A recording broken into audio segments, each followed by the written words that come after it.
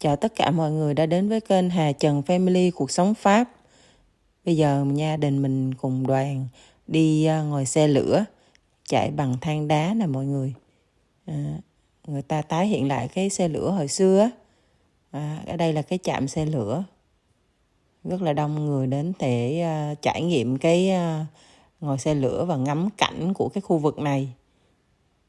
Đang xếp hàng để vô nè mọi người. Ok, mọi người cùng mình đi nha. Đây, mọi người đi ngồi xe lửa.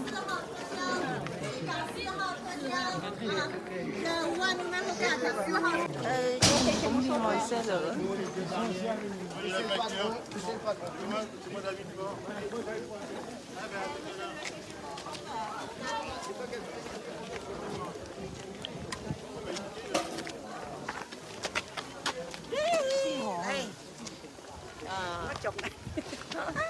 Hết điện rồi không có sạc cái gì được hết trơn. Thông tin cho nó cái điện á. Xe lửa kiểu này lâu lắm rồi không thấy. Sang 4号车厢啊，4号车厢。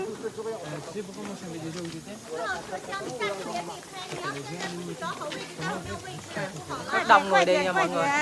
Sư hào à?快啲上去揾個4號啊！ 4號à?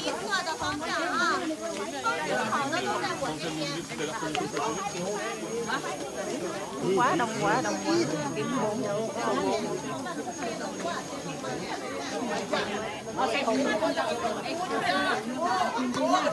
是喺後邊添。Stop！đi ngồi xe lửa. Mọi người ngồi nhiều lắm. Đoàn mình số 4 qua đây. Ok, mình ngồi xe lửa đây. 我们4号车厢，4号车厢，4号了。对，没错。不是完全我们avec les enfants, mais ça vaut aussi pour vous, amis photographes. Đây, On xe évite chuẩn toute bị acrobatie, chạy, hein, on mọi người aimerait quand đang même vous nói. garder dans les voitures. Et alors sachez que seule la locomotive est autorisée à fumer aujourd'hui. Et oui, il est strictement interdit de fumer à bord du train, mais également sur les quais pendant nos arrêts. Bien voilà, merci de votre attention et je vous souhaite à Ở đây tous có một un chiếc nữa agréable nè mọi voyage. người. Cái xe lửa này nó đi thì nó sẽ đi về hướng này, khi nó về á, thì nó sẽ chạy qua đà hướng ngược lại vậy thôi. Nó có hai đầu First, don't stand up on the giống như seats. xe Then don't lean on the điện edge of nhá. the train, so be careful, especially with the children, but also you photograph. Date de 1936. Đây, C'est la cái seconde xe et lửa hồi troisième xưa nè classe. mọi người. Et vous regarderez en passant côté 3e classe, vous avez les mêmes sièges sur lesquels vous êtes si confortablement installés aujourd'hui. D'ailleurs, pour la petite histoire, autrefois en gare, Nhỏ il y ha, avait de xe lửa hồi xưa nombreux nhỏ và coins. cũ quá ha. Je pense qu'à l'issue de ce voyage, Cái vous khoa comprendrez cũng hơi pourquoi. nhỏ. Họ để làm trưng bày cho mọi người coi. Rồi nhiều kiểu dáng. Đây cũng là một xe lửa. Et regardez ce drôle Bên d'engin đây dans nữa sa nè. rénovation sur sa peinture de protection grise. Đây Ça, cũng c'est là un xe lửa automobile Renault cũ. des années 50 qui était surnommé à l'époque par les cheminots Picasso en raison de sa cabine de Mấy cockpit cái qui xe lửa prenait cũ đều nằm ở đây sur hết. le toit. Wow, cái này nó cũ lắm luôn rồi nè. Nát hết rồi. Mục nát hết rồi.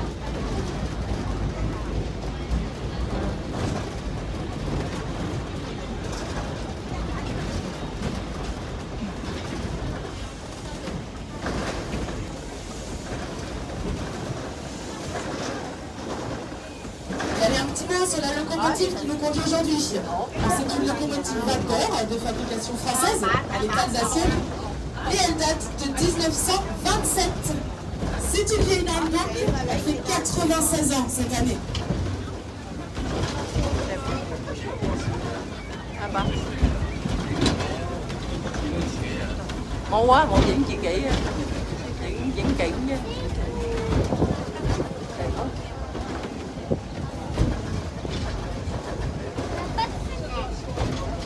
Allez, un petit coup d'œil sur la gauche maintenant pour découvrir Martel, notre belle cité médiévale surnommée la ville de 7 tours et dont les premiers vestiges remontent au XIe siècle. Alors Martel, c'était une ville importante car c'était l'une des capitales de la puissante vicomté de Turenne, donc dès le XIe siècle, et ce jusqu'en 1738.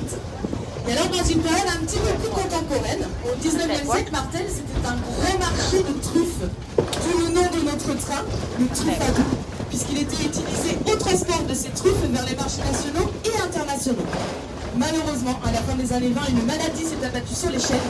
Ça a quasiment décimé la production et ça a provoqué une réelle catastrophe économique ici. Et alors on le sait moins, mais jusque dans les années 60, il y avait également de nombreux producteurs de lavande. Lavande qui était cultivée et distillée ici, et ensuite commercialisée sous l'appellation lavande du Quercy. Une production qui recommence d'ailleurs de nos jours à Martel, et les producteurs ont ouvert une petite boutique non loin du train. Ça m'intéresse, ça s'appelle Il était une fois la lavandière.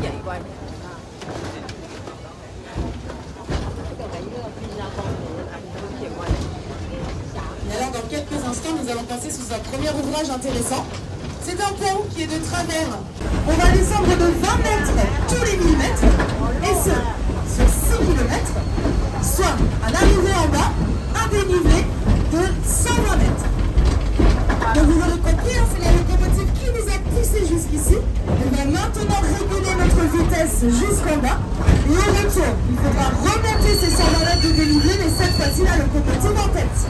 Et au cours de notre voyage, nous emprunterons 5 tunnels et un viaduc en courbe. Et déjà devant nous, on peut apercevoir l'entrée du premier tunnel. Il s'appelle Meirang. Il fait 269 mètres de long.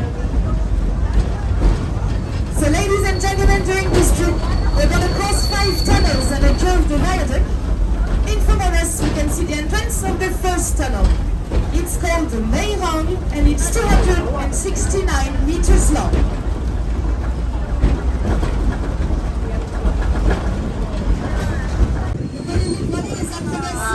Đẹp quá mọi người.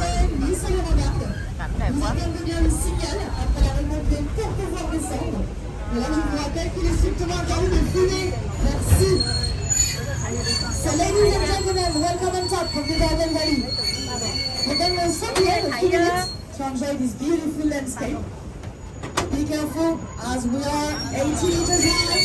Please wait for the signal before proceeding. And I remind you that smoking is forbidden. Thank you. Rồi mọi người xuống chụp hình. Vous pouvez descendre, ça va être un petit Mọi người đi moment. xuống chụp hình quá Be trời. possible. Lo quá. À cũng xuống chụp hình hết. Mình quay thôi. Mọi người. Ai cũng có người xuống chụp hình, có người quay. À, dưới kia có một cái nhà đẹp. Mà công nhận đẹp. Thẳng đỏ xanh nó đẹp. Des ingénieurs de l'époque et la puissance de la compagnie du chemin de fer d'Orléans. 3 années ont suffi les 2000 ouvriers pour construire ce tronçon de Martel à Saint-Denis avec 5 tunnels, Đông un ghê, réservoir chụp hình. et de nombreuses tranchées taillées dans le mur. Inaugurée en 1889, cette ligne ne fut jamais de À, bây giờ xe tiếp tục chạy. Có cảnh gì đẹp nữa nha mọi người. Những cái cánh đồng này nó đẹp thiệt đó ha. Giờ bắt đầu vô hang đi. Vô hầm đi. Il est suivi de très près par le tunnel des peintures. À, thằng Qui này est ngắn thôi. 70 mètres de long. Đúng thôi, không có dài. Trên coi đây nó chậm.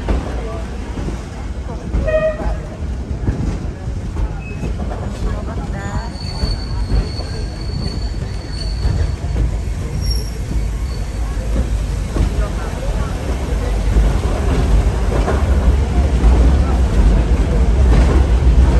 Mấy cái đường hầm thì nó ngắn, không có dài, cho nên đường hầm hồi nãy. Đấy, đường hầm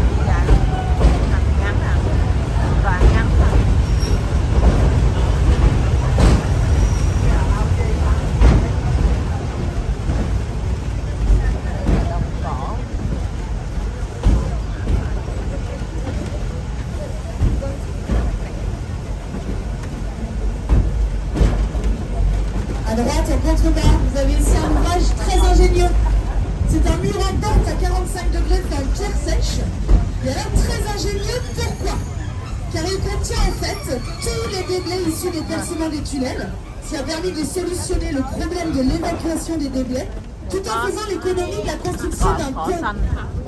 Et alors cet ouvrage, il a été fait entièrement à la main, hein, sans aucun bilan. Il a plus de 140 ans et il n'a toujours pas bougé depuis sa construction. Ce type d'ouvrage, ça s'appelle un PRE.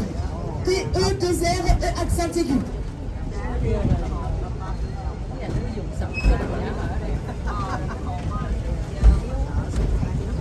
Au retour. Et nous sommes maintenant sur le viaduc en courbe d'Escourtil. Il a 7 arches, il fait 140 mètres de long, en son milieu 35 mètres de haut. Et il surplombe le joli petit village des Courtils, qui est un ancien village de maraîchers. D'ailleurs, Courtil en occitan signifie petit jardin potager. Mais regardez maintenant, si vous levez les yeux là-bas au loin, sur la rivière, sur la falaise, vous apercevez un grand pont métallique. C'est un pompage, exactement. J'espère que tout le monde le voit. Đây là một Il ngôi s'agit de làng. l'œuvre d'un certain Ở đây thì Gustave. đẹp nè mọi người. Đẹp ha. Mấy Il tù soutient lan la hả? ligne de Paris-Toulouse par Cap de Nac. Đây một inaugurée ngôi en làng nhỏ, vẫn còn 1864. người đang sinh sống Cette ligne thôi. est toujours en activité. Ngôi làng nhỏ. Chắc mấy ở đây chắc mấy người làm nông họ sống ở đây.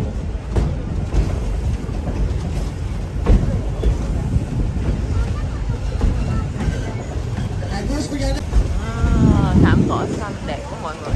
View nó mảng xanh đó hả? Il est traversé par le petit ruisseau qu'on appelle la Tourmente, qui prend sa source à Touraine et se jette à 2 pas. Et regardez le lèvres de toute plate. Ça, c'est une longère. Elle est surmontée de son campagne, ce qui signifie qu'elle date du milieu du Cái thảm cỏ 18e màu siècle. xanh đó đẹp quá. Et de cette longère, c'était la maison du métro. Nhà dân ở dưới đây. Quay quay cao nhìn giống trúng tranh vậy.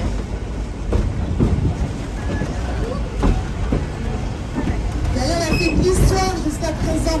Je vous ai maintenant un petit peu de géographie. Regardez là-bas au loin, sur la ligne d'horizon. Vous devinez les collines des contreforts du Massif Cái này cái ngôi central. nhà kia đẹp quá. Là-bas, vous êtes dans les départements de la Corrèze et du Cantal. Cái ngôi nhà này nè. Dưới đây. Nhà đó đẹp hả? Nói cô hồi có ốc phủ này. Diễn có cái ốc phủ này.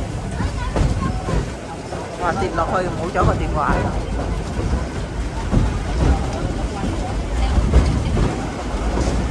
La tournante. Là-bas, elle a permis le retournement du petit matériel. Vous pouvez aussi voir notre stop pétrolière. Bên đây có cái tàu xe lửa cũ. Il y a également quelques engins de Đây mấy cái service. tàu xe lửa cũ người ta để ở đây. Et devant nous, un panneau S. S comme sifflet. Alors là, ça nous indique une zone de danger. En effet, on va traverser un passage à niveau communal mais non gardé. Alors, je rappelle la priorité absolue au train, mais on va quand même faire du bruit pour s'avancer.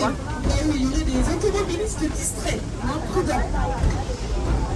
Donc on fait bien attention aux oreilles. Mùa đông ở đây chắc lạnh lắm mọi người.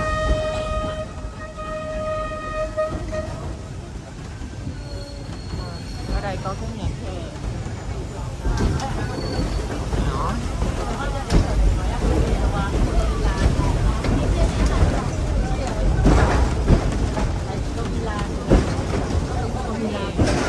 Ce nom n'est pas ici à la voie est libre. Sống ở đây rất là bình yên ha.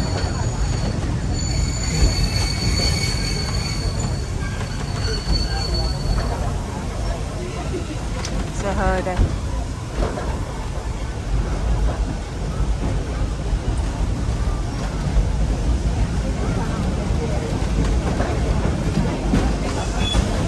Eh bien, ça y est, nous arrivons à Saint-Denis-Pré-Martel. Ở đây thì đông dân hơn một chút. Et regardez à droite, en face de la place de la mairie, vous retrouvez la ligne de Paris-Toulouse par Cap de Nac. Nhà dont je vous tương parlais đối tout à mới. l'heure, celle qui passe par le Pont Eiffel. Cette ligne, elle rejoint la ligne À, me nè. de Saint-Denis qui se trouve Me à une nè. centaine de mètres Cái, plus bas. Me là có nghĩa là cái ủy ban nhân dân của khu này với mọi người. La gare étant toujours en service pour le transport régional. Ủy ban nhân dân của khu C'est này. pourquoi je vous demanderai de ne pas descendre de voiture pendant ce court arrêt. On va repartir aussitôt en sens inverse dès que la locomotive sera prête. Rất là sạch sẽ ha. So ladies and gentlemen, please Đây là take thành the phố courage buồn. during this short stop. Thank you. Cái thành phố buồn nho nhỏ. Rồi nước suối chảy róc rách rồi mọi người.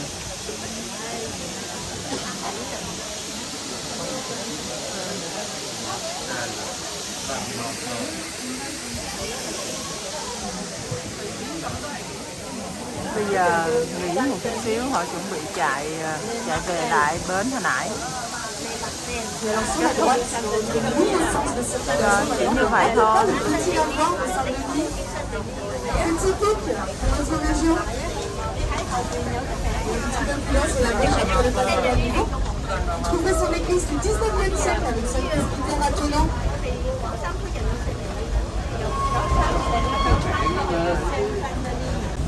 Đường ray khủng là mọi người.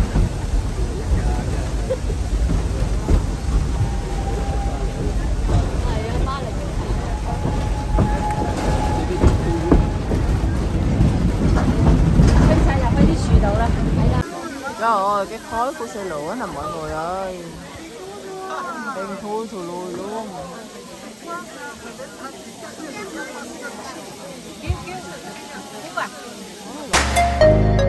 Hẹn mọi người video sau. Chúc mọi người một ngày vui vẻ. Nếu thích video, xin cho mình xin một nút like, một nút chia sẻ và một nút đăng ký. Cảm ơn mọi người. Bye bye.